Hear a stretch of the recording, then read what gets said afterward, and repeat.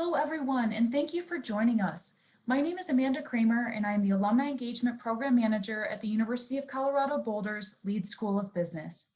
These are certainly trying times, and here at CU Boulder, we have gathered our world-renowned faculty and alumni to provide frank and timely insights for life during and after the COVID-19 pandemic. Today is the final webinar in this final spring COVID-19 related webinar series.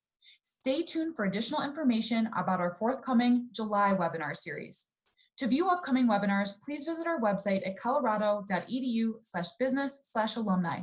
Click the drop-down arrow and click Attend Online Webinars. For today's webinar, we're excited to have CU Boulder Associate Professor of Law, Craig Konnoth, here presenting Legal Ramifications of the Nation's Response to the Pandemic. A few housekeeping items before we begin. First, if you have any questions now or during the presentation that you would like to ask Craig, please send a question through the Q&A interface. We will monitor questions as they are submitted, and Craig will respond to them at the end of the presentation. As a reminder, for optimum audio quality, we do have everyone on mute except for myself and our speaker. If you experience any technical difficulties during the webinar, please notify us through the chat interface, and one of our support specialists will touch base. Lastly, a link to access the webinar recording will be sent to all registrants tomorrow, along with a survey link and supplemental resources from today's presentation. Now, I am so excited to introduce today's speaker. Professor Konnoth writes in Health and Civil Rights, as well as on health data regulation. His publications have appeared or will appear in the Yale Law Journal, the Stanford Law Review, the Hastings Law Journal, and the Penn Law Review. At the University of Colorado, Professor Konnoth teaches health law and runs the Health Law Certificate Program. He also teaches sexuality in the law and property. Craig is formerly a Deputy Solicitor General with the California Department of Justice, where his docket primarily involved cases before the United States Supreme Court and also before the California Supreme Court and the Ninth Circuit Court of Appeals. Cases involved the contraceptive mandate and the Affordable Care Act, sexual orientation change efforts, Facebook privacy policies, and cell phone searches. Craig holds a JD from Yale and a Master's of Philosophy from the University of Cambridge. Welcome, Craig, and thank you so much for being here. I'm going to hand the webinar controls over to you now. Amanda, thank you so much for having me, and I appreciate all of you for being here today. It's, of course, very difficult times, and there's so much happening, and I do appreciate your time. As Amanda said, I teach health law here at the law school, and I specialize in health data regulation as well as health and civil rights issues.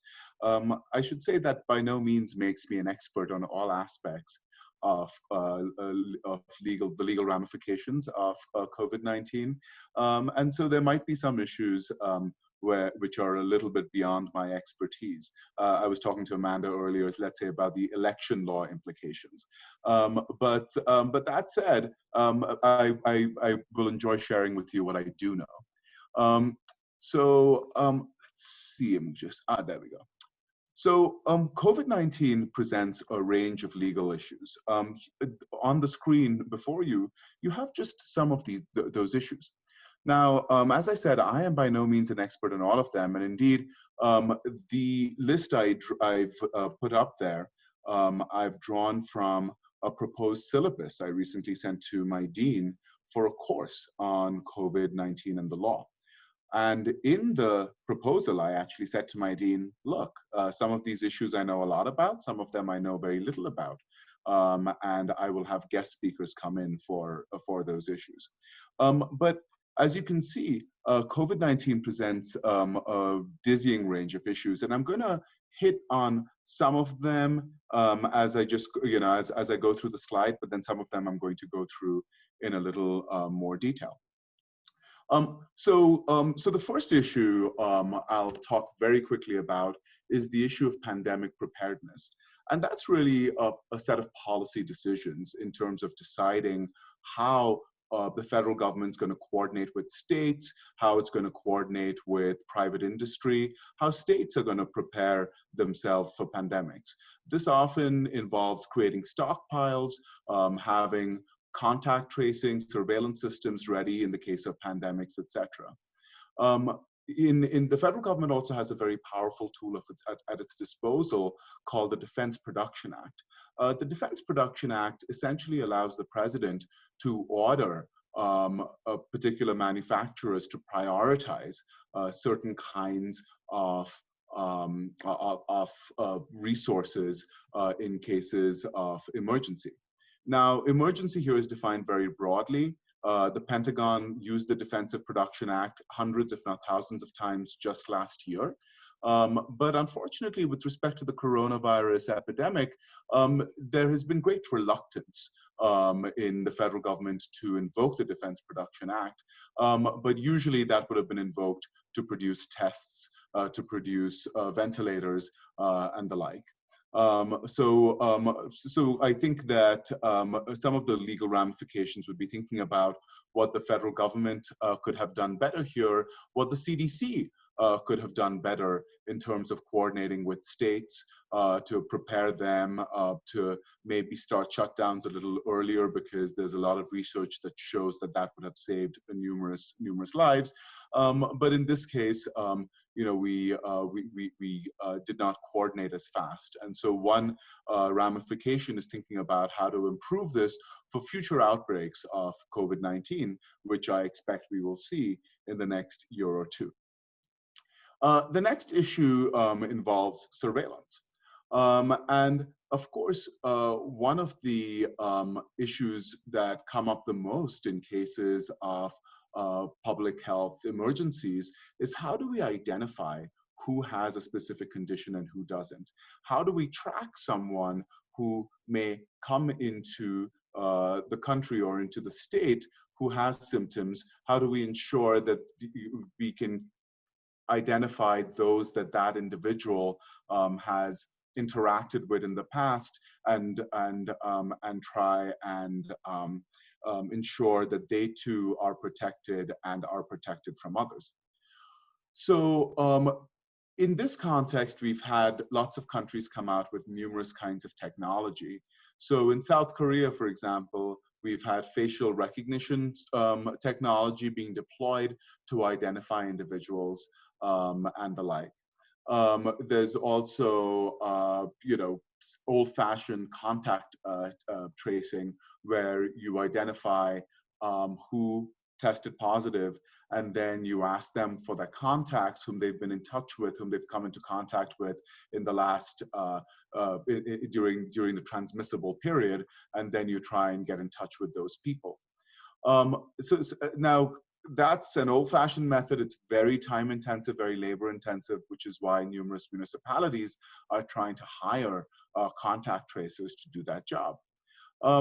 Now, in the United States, we do have technology. We don't quite have facial recognition technology, and I think that technology would be problematic in terms of privacy for a range of reasons. What Google and Apple have proposed, that they're coming together in a partnership to create technology that would allow the tracking of cell phones. The idea would be that if your cell phone comes within 6 feet of someone else's cell phone, then and that person tests positive, they will collect the data from local public health authorities. Then you will be notified of the fact that you may have been exposed. Part of the problem here lies in the fact that the COVID-19 tests are somewhat unreliable. Some of you in the audience may have tested positive only to test negative the next round of tests you did. They're also, the location testing services are also hard to ensure reliability. So for example, I live in a condo in Denver. I'm probably, if my neighbor is sitting in his living room, I'm probably 6 feet away from my neighbor right now. And if my neighbor tests positive, then my phone will give me a notification saying someone you came in contact with tested positive. And so there's a lot of issues with even with that basic level of tracing. Some localities have said, oh, and can you please give us the names of the people who may have been exposed? And I'm happy to say that Google and Apple have declined to do so, though in my opinion, it shouldn't be their decision. But again, I think that we need to maintain some level of privacy. The third topic is one, so I spoke a little bit about that. The third topic is one, liberty restrictions, which I think will be of interest to many of you. So here I first want to talk about our historical approach in this country to what we do in cases of public health emergency. And then I want to talk about a couple of restrictions that have really come to the fore in the last few weeks.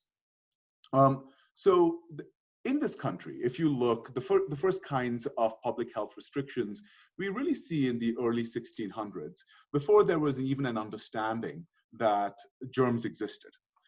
Germ theory only really began in the 1900s, and there were many people who opposed the idea that these microorganisms existed. Many doctors said this was complete nonsense, even at that time. But even back in the 1600s, there was some understanding that there was pollution from infected individuals, some kind of, they would call it a miasma. And so they would say, infected individuals, please do not come into our locality. And so we actually see some of the first public health restrictions from the early 1600s that would say things like, no Indians and no people infected are allowed into our locality, because the idea of infection was very much tied to who you were, to the idea of, oh, are you poor? Are you a minority? We are not gonna let you into our locality. And that understanding actually continued into the early 1900s. And in 1900, we see the Supreme Court, a district court strike down a San Francisco ordinance that prevented Chinese individuals from leaving certain areas in San Francisco because they believed that Chinese individuals would spread the disease. But that was really an exception. The fact was that at this time we didn't have antibiotics at the time of the founding, and in the 150 years after that, there were no antibiotics of any kind. And when a disease like plague, yellow fever would strike a community, it would run roughshod through the community, killing numerous individuals. And so courts would be very open to the idea that localities, municipalities and states, specifically, not the federal government, which at the time had limited powers, but municipalities and states could use their powers to limit the movement of people. And this they were drawing actually from laws in England from the 1600s, some say dating back to the 1400s, that gave the government this kind of power, because really it was a case of life and death. And so these powers included things like the state saying, sorry, if you are infected, or if we suspect you are infected, because the contact tracing and testing mechanisms at that point were not very good, even if we suspect it, then we aren't going to allow you to leave your house. You are imprisoned to your house. It also allowed situations like we saw in this one case in New Orleans, which went up to the Supreme Court. New Orleans said, you know, look, we have an outbreak of yellow fever in New Orleans, and so we are not going to allow healthy ships from other countries to dock on our coast.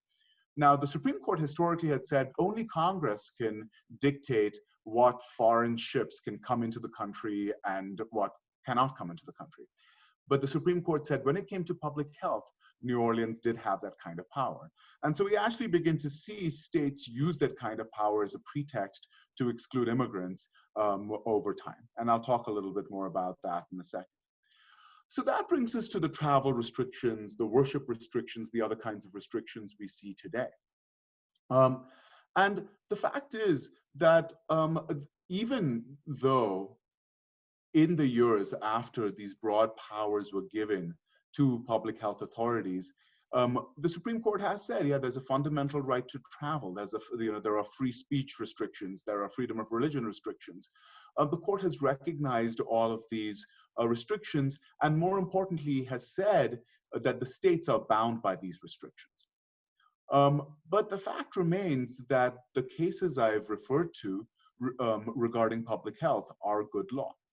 And so I've spoken to numerous reporters and others about travel restrictions and other kinds of restrictions we've seen during the epidemic. And the fact is, when it comes to travel, it may be doubtful that a state can just say, sorry, no one from another state or another country can come into our state. Though the Supreme Court has upheld those kinds of restrictions, today that might toe the line of what states are permitted to do. But I think it is perfectly constitutional for a state to say, you know, if you're going to come into our state, there's going to be a 14-day quarantine. And numerous states have indeed done that. Hawaii, for example, has done that. And in Hawaii, we've seen days where there has been 0 new outbreaks of coronavirus. Of course, Hawaii has certain advantages on this front, which others of us do not. When it comes to worship restrictions, many of you may have heard about this case that went up to the United States Supreme Court recently. The question was whether California can continue to ban in-person services. And the Supreme Court said, yes, it can in fact ban those services. It was concerning to me that the decision was a 5-4 decision, which means 4 justices felt that California could not ban those services. And the dissenters, in an opinion written by Justice Kavanaugh, said, well, it seems strange to us that you are opening up, all kinds of businesses, but you aren't allowing church services. To which Chief Justice Roberts replied, if you look at the businesses that are being opened up, they are very different kinds of businesses. They're the kinds of businesses where you will walk past someone. You might engage in 30 seconds of engagement with someone, 5 minutes tops. We're talking about small groups. Church services, you do have large groups. And in fact, the California regulation allowed for in-person church services if certain kinds of restrictions were maintained. At the same time, anything that looked like church services, like lecture halls, convention centers, things like that, California said you could not open. In fact, California treated churches as well or better than it treated similarly situated entities like lecture halls or seminar type buildings. The fact is that the First Amendment only requires you to treat religion the same as you treat other kinds of entities. The Constitution does not want you to favor religion. It doesn't require you. In fact, in my opinion, it shouldn't allow for favorable treatment of religion. But also, I strongly believe that it cannot disfavor religion. And that's what the Supreme Court opinion in that case that recently came down talked about. Then I recently published a piece on some of the public assistance that the government has provided to individuals. So yeah, it's been shutting down people's businesses. It's been shutting down people's livelihood. And I have argued that both as a moral matter, but possibly as a legal matter, not under the old jurisprudence that says the state has all kinds of power to limit people's liberties during a time of crisis. So under that jurisprudence, the state has all kinds of power. But arguably under the newer jurisprudence, the state has some kind of legal responsibility to take care of vulnerable individuals. And so I actually looked through the CARES Act that was passed by Congress that was supposed to assist individuals. And the biggest sets of protections the CARE Act provides, as some of you may know, is that it provides expanded unemployment assistance, which I can talk about in the Q&A. It provides for the stimulus checks that some of you would have heard of, and some of you may not have received because there is an income cap for stimulus checks, and that income cap basically starts at $75,000, phases out at $99,000 of annual income in your 2018 or 2019 tax returns, depending, and then if you've got children or a spouse, etc., the calculations change. But there are also state protections, and I wrote this op-ed recently saying that I strongly agreed with Governor Polis's decision to issue an eviction moratorium. In fact, the op-ed was written initially as a call to Governor Polis to issue an eviction moratorium, pointing out that Republican governors, this isn't a Democrat-Republican issue, Republican governors had issued eviction moratoriums, but Governor Jared Polis had not. And I wrote the op-ed, Denver Post had accepted it for publication, and just before they published it, Governor Polis did in fact issue the moratorium. Not, I think, because he'd heard that I had written this op-ed, but the timing was what it was. And so I changed the op-ed to say he has done the right thing. Now you might say, under what power can the governor issue this moratorium, issue various kinds of public health measures? And I actually refer you, there's a statutory citation on the slide that you can see, and that's basically Colorado's emergency statute that, that really looks like the emergency and disaster relief statutes of numerous other states. And I'm taking the eviction moratorium as an example, but there are other kinds of powers that the statute gives. And for example, the statute says that the governor has the power to utilize available resources of the state government and of political subdivisions, so of the counties of Denver, et cetera, to cope with a disaster emergency. But I pointed out that Polis could say, look, rental obligations remain. If you live in your particular apartment, then you've got to continue to owe your landlord rent. But the state isn't going to help the landlord to kick you out. And he gets to say that under the power that says that he gets to determine ingress and egress from a disaster area, the movement of persons within the area, and the occupancy of the premises. So the occupancy of premises within the state, he does have the power to determine that. He also has the power to provide for and make use of temporary emergency housing.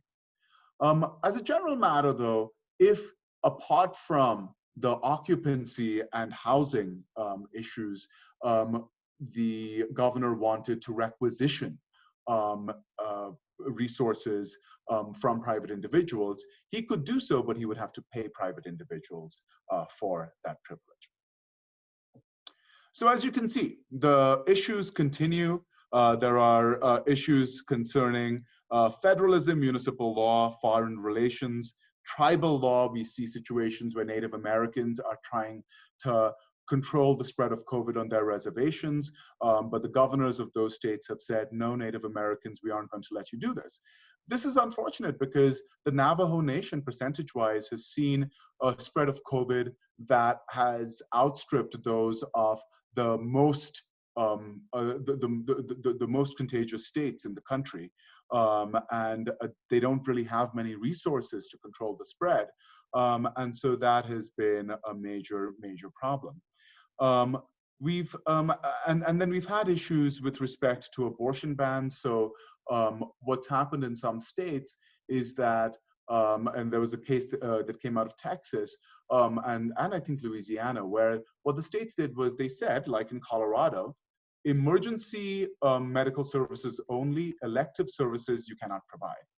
So if someone wants to have an abortion, if someone simply wants to talk have a consultation with the doctor about the service, in some states, in some areas, the issue has been, sorry, you aren't going to get that service. And the litigation has basically been whether this is an unconstitutional burden on abortion, because obviously, once you reach a certain point in your pregnancy, and we're seeing this crisis drag out for quite some time, an abortion is no longer possible, some would argue no longer ethical. So that has been a problem. Issues pertaining to minorities and equality. We've seen a range of violent, unfair behavior towards Asian Americans, from people not ordering from restaurants anymore to Asian Americans being attacked on the streets.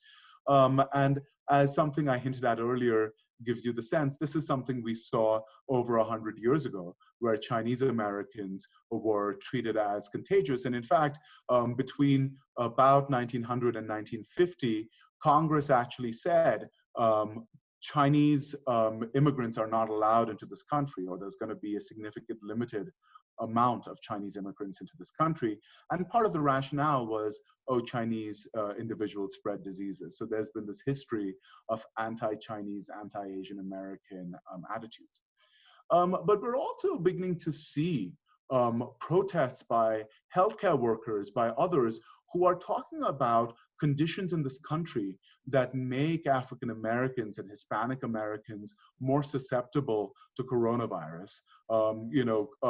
We know that individuals of certain ethnic groups have lower income, live in close quarters with others, have jobs that we call essential, but often mean that they're low-paid jobs without good health insurance.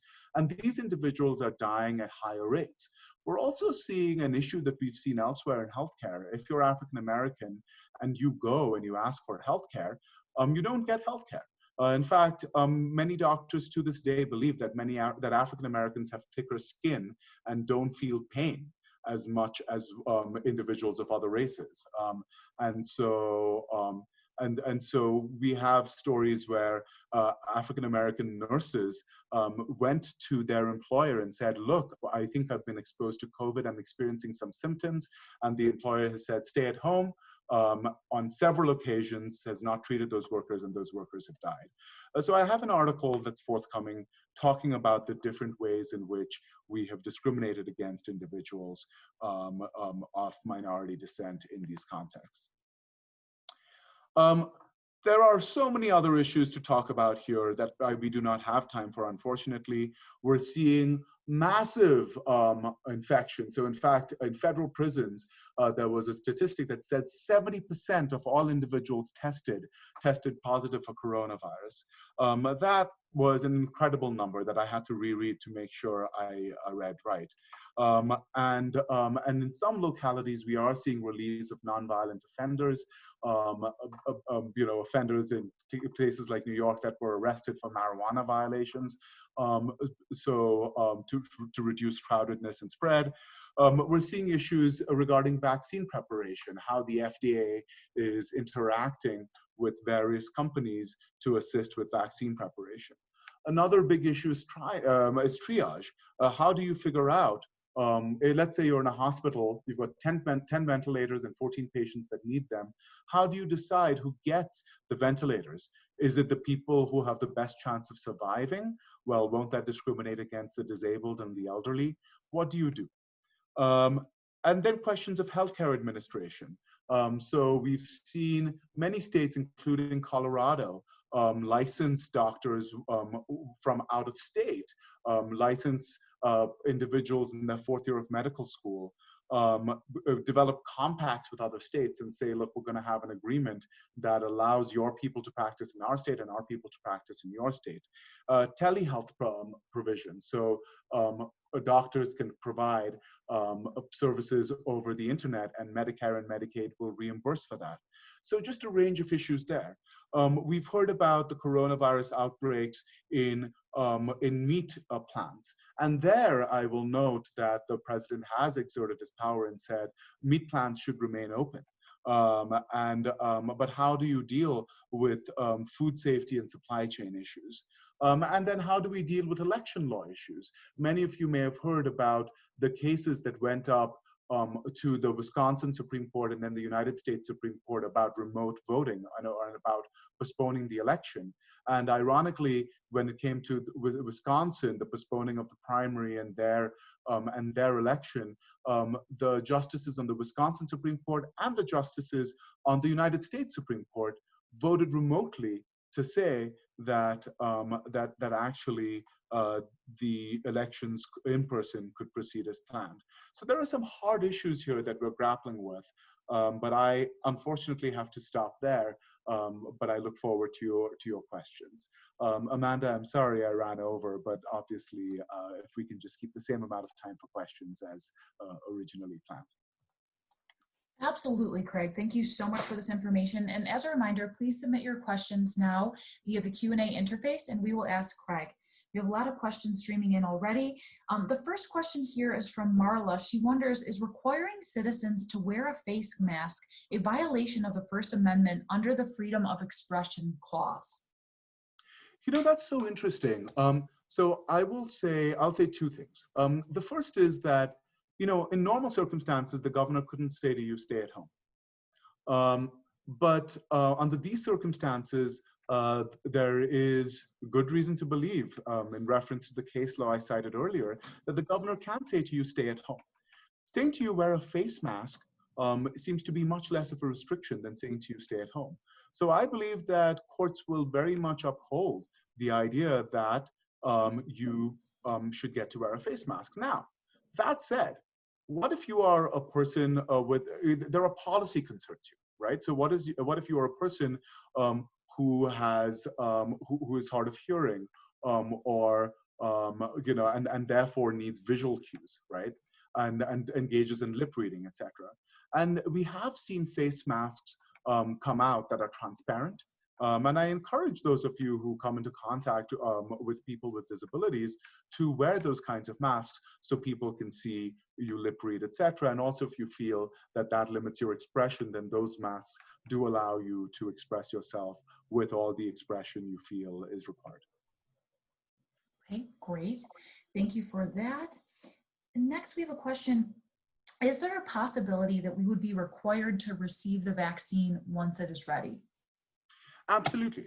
So there's an interesting case that if you're listening to a lot of this, you will hear legal experts cite to this case, a 1905 case called Jacobson versus Massachusetts, which came down from the United States Supreme Court. And in that case, the state of Massachusetts required every citizen to get a specific vaccine or pay a $5 fine, which is, I think, about $100 in today's money. Don't quote me on that. I'm not an economist. And so basically, you could easily have something similar here, where the state says, you know, you need to get a vaccine or pay a fine, and that's usually the way it's going to be. You'd get some kind of citation if you don't get a vaccine. It's highly unlikely that the state will isolate you, but you know, look, if coronavirus is circling through the communities, then the state may actually say that you need to be isolated. And the important thing to remember, frankly, is, you know, so there's this great case from 1949 in which Robert Jackson, who was a Supreme Court justice at the time, but he was also the prosecutor of the Nuremberg trials just before that, he wrote the following passage. This court has gone far towards accepting the doctrine that civil liberty means that all local attempts to maintain order are impairments of the liberty of the citizen. The choice, he said, is not between order and liberty. It is between liberty with order and anarchy without either. And there is danger that if the court does not temper its doctrine with logic, with a little practical wisdom, it will convert the Constitutional Bill of Rights into a suicide pact. And so you'll see lots of commenters say the Constitution isn't a suicide pact. And it's important to remember that while we have liberties, we need to also not utilize those liberties in a way that would create vast spread sickness and in some cases death. And so when we're in a situation where 150 well, not 150 yet, but definitely over 100,000 deaths are what we've seen in the countries in a couple of months. That situation is one, I think, where mandating a vaccine is appropriate. Now, I'll just build on that question, and the question might be, can the federal government mandate it? And that's a harder question. The federal government can say to states, you've got to mandate a vaccine or we're going to withhold Medicaid funds. But under current jurisprudence, it's hard to say that the federal government can say everyone needs to get a vaccine. On the other hand, states, the Jacobson case was a state case. Can the state say, get a vaccine or we're going to impose financial or other penalties on you? And on the state, and the law suggests that the states can indeed do so. Okay, great. Thank you for that. Next, we have a question from Florence. She wonders, do you think immunity from liability for COVID is necessary? Seems as though there is a significant proof problem in such a claim. For example, how does the ill person prove the source of the virus? Yeah, no, absolutely. I think that there's so much we don't know about the virus, and there's so much we don't know about traceability. I cannot, so I was in this interesting conversation the other day with a couple of other law professors, and that was precisely the issue. How do you prove that you contracted the virus from someone at work? Now, that said, imagine you can prove that you were at home, you only are at home, you get your food delivered, you drive to work, you get out at work, you're in your office, then you go home. Right? So if you're someone who's remaining isolated except for going to the office, or you're remaining isolated except for going to a specific other location, then you might be able to prove it, but I completely agree with you. There's a major proof problem that we will see in many cases.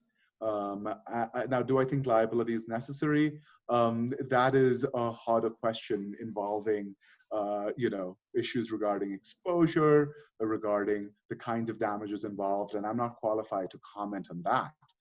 But I do fully agree with you that there will be a major, a major problem of proof involved here. Okay, great, thank you. Our next question comes from Jeff. He wonders, could you explain more about why Governor Polis was able to execute an executive order stating that businesses can refuse service to customers who are not wearing masks? Oh, absolutely. So the fact is that I actually feel, so the governor could do this as a public health measure. To my mind, it seems a strange order to issue because, businesses say, they put it on big signs, no shirt, no shoes, no service. So here they're simply mandating another accessory, another wardrobe accessory, which is, and also no mask, no service, right? Businesses have the power to refuse service unless you are a protected minority, right? And historically, we have seen minorities being refused services, being killed, being beaten up if they try and access services, being denied employment. Those kinds of minorities, I feel, do get certain protections under the law, and Colorado luckily protects many of those minorities. Those who refuse to wear masks to come in, like those who may not want to wear a shirt to come in, who may not want to behave or speak in an appropriate way, businesses can say to them, sorry, we don't want to serve you, please leave, right? And so the fact is that businesses can do that without an executive order. So in my opinion, the executive order wasn't necessary. The fact that he may have issued the executive order to clarify the rights of businesses under the law, I think maybe that was a good idea.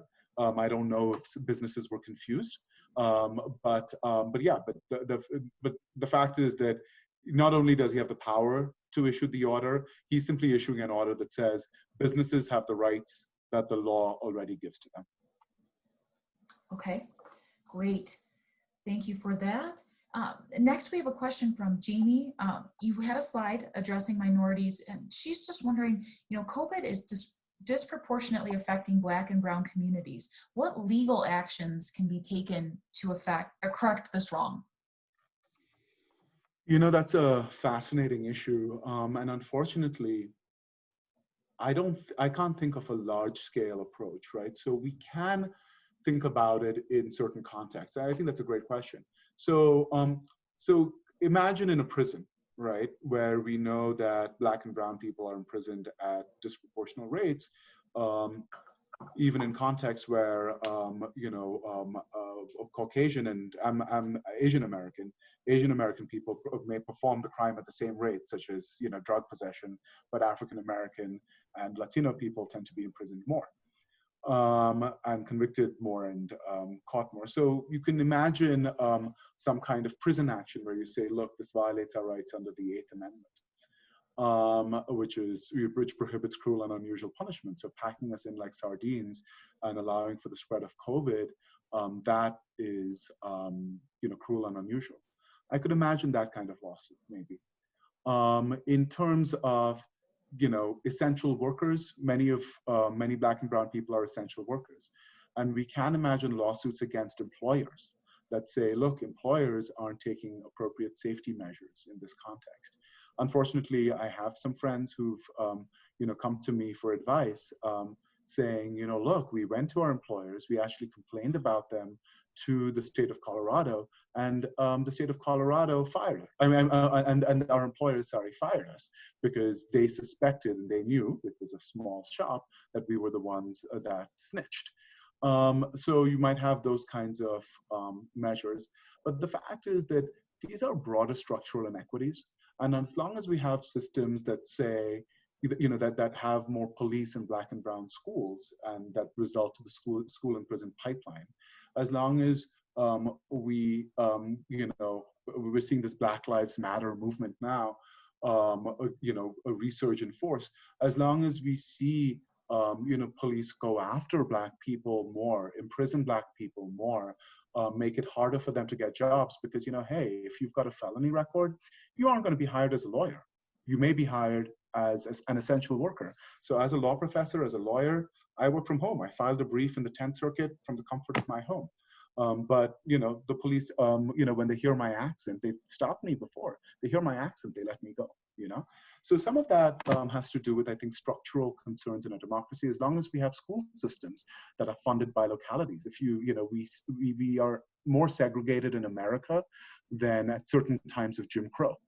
And as long as schools are funded by segregated localities, we'll have poor Black schools and rich white schools like we did during Jim Crow.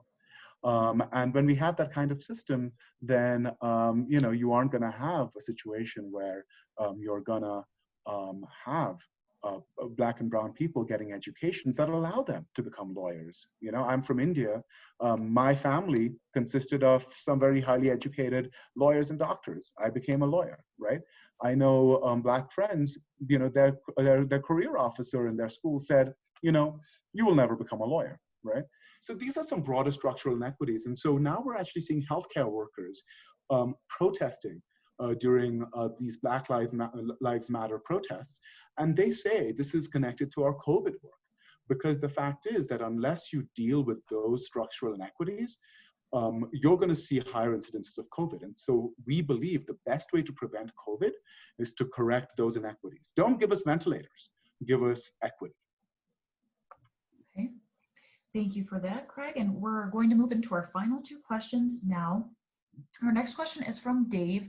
He wonders, can you please speak to the lawsuits by businesses, for example, Tesla in California, that have been blocked from opening?